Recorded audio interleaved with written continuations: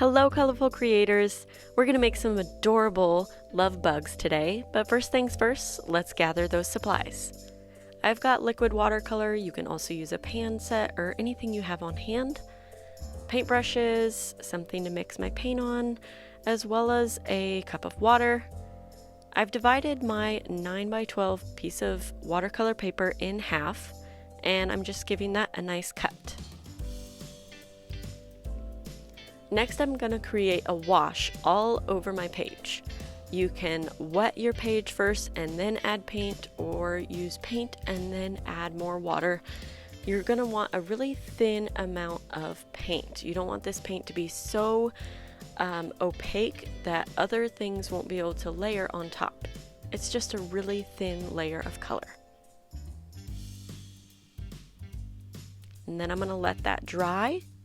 And once it's dry, I'm just going to use a little bit of painter's tape on each of the corners to hold it in place.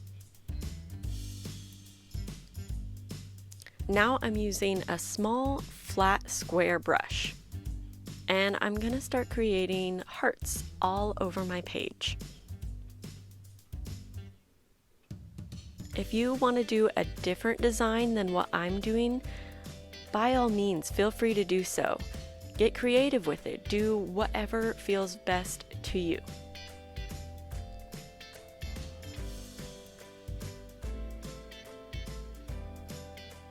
In creating these hearts, I'm just using the thickness of my brush to create a line. And whenever I'm just using that thickness of the brush to create that line, it is really easy to make it all the same size and very cohesive.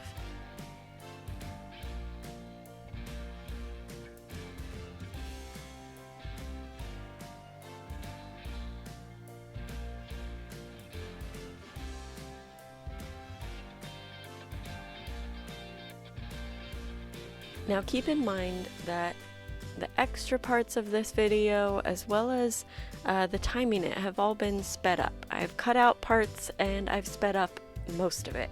So if you're needing a little bit more time to create, that is totally okay. I needed more time too. You can always pause the video or go backwards and start again.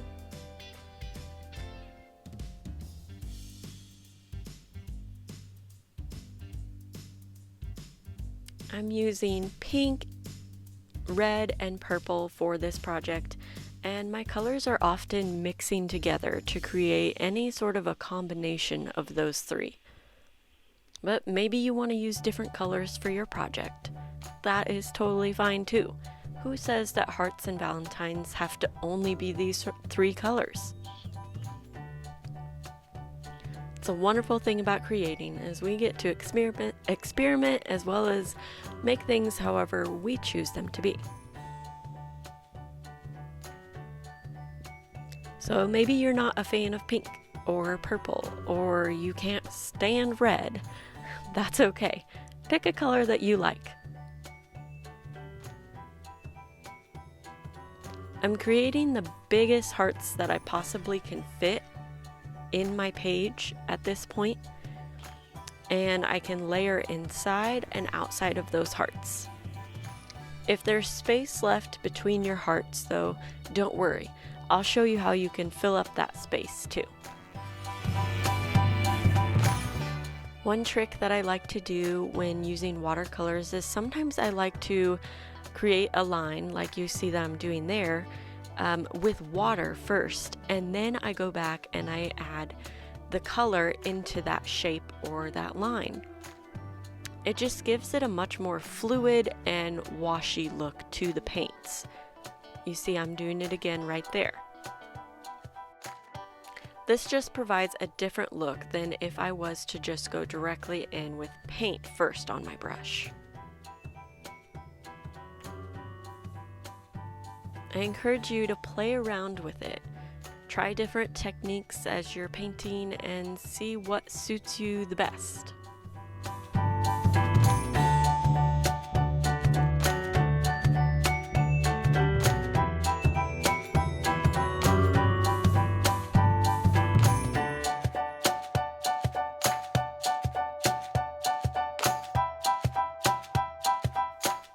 Now I'm starting to fill in the areas that are left in between my big heart shapes.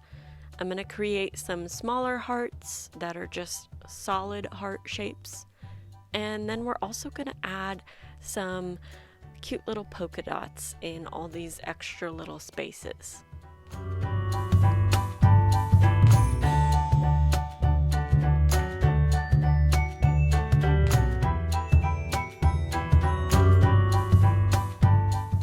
You can add as many or as few polka dots that you want. I wanted to fill up my page with lots of colors and texture and variety, so that's why I'm adding quite a few polka dots.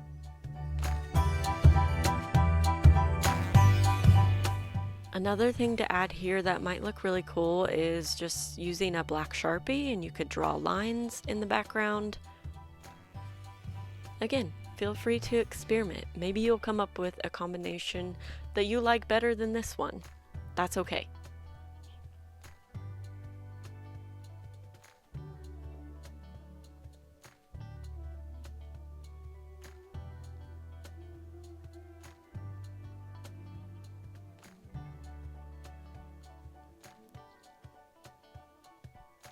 I'm gonna add a few tiny hearts here and there on my page, and it's just about finished.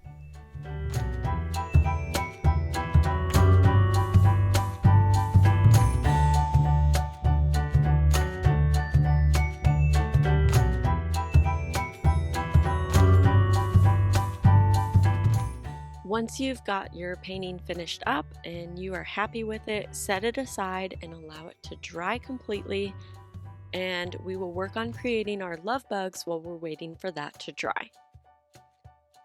To create your love bugs, you're going to need a pencil, a piece of copy paper, and a black Sharpie. I'm using a love bug that I had previously created to divide my copy paper, so I knew exactly how big my piece of paper was going to be that my love bug was going to attach to, so that I would make my love bug the right size and that it wouldn't be way too big or way too small. Now that I have that guide, I'm going to start drawing out the love bug. You can really make these any way that you want them, but I'm going to kind of make mine with a squared off oval shape as the main part of the body. I'm adding a little bit of like almost a neck at this point, and then a dome shape on top of that for the remainder of the head. Notice that I'm drawing really lightly with my pencil. That means I'm not pushing really hard. I'm also going over my lines multiple times until I get a line that I'm happy with and a shape that I'm happy with. The reason why that we draw light and loose and sketchy when we're sketching something out is so that it's easy to erase and start again if we are not liking something that we've put down. Now I am doing 2 half circle shapes inside that dome shape for the eyes, and just blocking in a little bit of a pattern that I'm going to add later on with my Sharpie. I'm going to try and incorporate lots of different pattern as well as shapes into my love bug to make it interesting and cute. A line from the head down to almost the end of the body shape, and this is going to create like the wings of my bug. I'm getting the inspiration for my bug from like a beetle's body. Now I'm going to add 6 legs, because insects all have 6 legs, right? To do this, it's a really simple little line out and then a line straight down from there with a little bitty foot at the end. It's nothing complicated or overly extravagant, so just keep it simple. My love bug has really tiny little legs. You could make yours even smaller or maybe even way bigger than mine. Again, get creative with it. Maybe you're making multiple love bug cards. You could make a different type of bug on each card. Now on the wings of my bug, I'm just going to add some pattern and design just to give it some interest.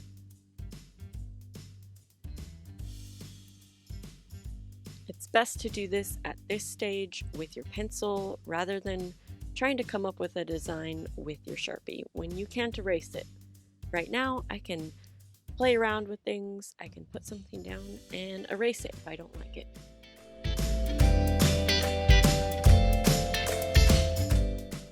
You can certainly copy and do exactly what I'm doing, or you can come up with your own design as well. Once you're happy with your sketch and you've looked everything over, then go ahead and grab your permanent marker. You can use a washable marker as well, that is totally fine. I like to use permanent though.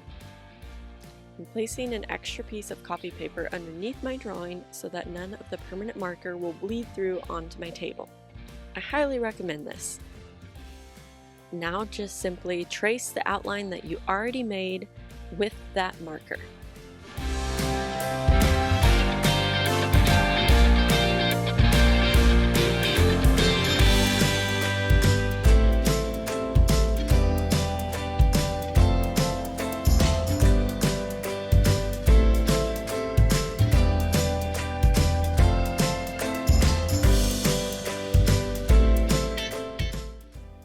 As you can see, I have sped up this process, but feel free to take your time on this part of the process.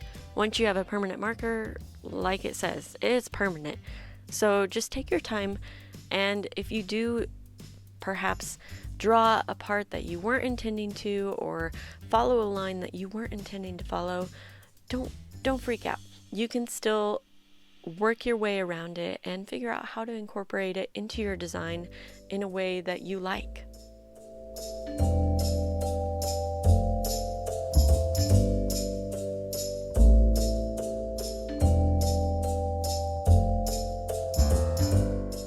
I'm thickening up a little bit of the top part of my bug's legs. I just feel it makes it look a little bit more accurate. And now I'm using a fine line permanent marker to create some line texture on this part of my bug as well as the bottom part of my bug. Having a variety of your line thickness can just help create a little bit more visual interest. And sometimes it's really hard to make fine lines with a thick marker. Now don't forget to erase any pencil marks before moving on to cutting your bug out. This will help just give it a more clean and polished look. Now as you start to cut out your love bug, I want to encourage you to not cut directly on or against the black line. I'm leaving a little bit of white paper along each of the edges of my love bug. And I'm moving very slowly in this process. I've sped it up here just to get through the video faster, but I'm moving slowly. I really encourage you to take your time. You've put in all this work so far, and I would hate for you to accidentally cut off a leg or something. But if you do, don't worry, glue and tape work wonders. Now, if you're needing some tips on how to cut this love bug out, I want you to remember to keep your scissor hand steady and let the other hand do all the work. Now, if you'll notice, my scissors have hardly moved. They're pretty well staying at the bottom portion of the screen. However, my left hand is going all over the place. It's moving around, it's moving the bug around, it's holding different parts of my page, and so it's really doing the most of the work. It is steering the bug through the scissors as I slowly bring them together. Another tip is to cut off all the excess paper that you possibly can when cutting. It makes it so much easier to cut something when you've gotten rid of any extra stuff that is just in your way. I eliminated some there, and just to help me cut that antenna out even easier. Once you've got it all cut out, grab a glue stick and glue it together. Be careful as you're applying the glue that you don't rip off any antennas or little legs, but you want to make sure to get a good amount of glue all over your bug. Definitely make sure your heart background has fully dried, and then carefully attach that bug to your heart background, and that's it. Thank you so much for creating with me today. I hope you had a blast and that you and others around you enjoy these love bugs. If you enjoyed this craft, be sure to share the love. Share it with a friend, give us a thumbs up, and subscribe to our channel. We so appreciate it. Follow along for more ways to live a colorful life.